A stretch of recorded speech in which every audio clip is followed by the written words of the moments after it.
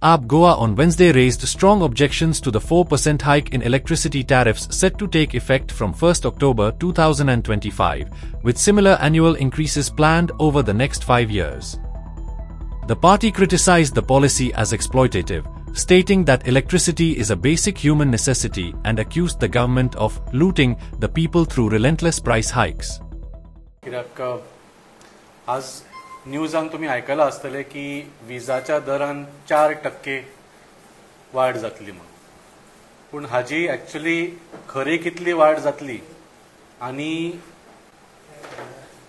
विजाचे bill जे आसा, लायटीचे बिल जे लोकांक येता, how that has become one avenue for the Bharatiya Janata Party government to loot the people of Goa, हे तुमच्या समोर आम्ही दवरूंक सोदतले. आता बिजली, सडक, पाणी म्हळ्यार हे सगळे बेसिक नीड्स लोकांचे. खंयच्या सरकारान आपली बेसिक ड्युटी असता हे बेसिक नीड्स दिवपाचे. हाजेर प्रॉफिट आणि लॉस पळोवप नासता.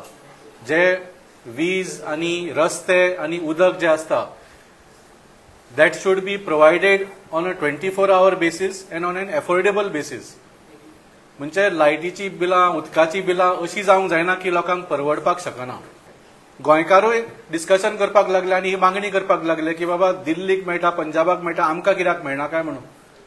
आमकांय गोंयान एक फ्री इलेक्ट्रिसिटी, एक बेसिक अमाउंट जाय म्हणून. Like, subscribe and get notified.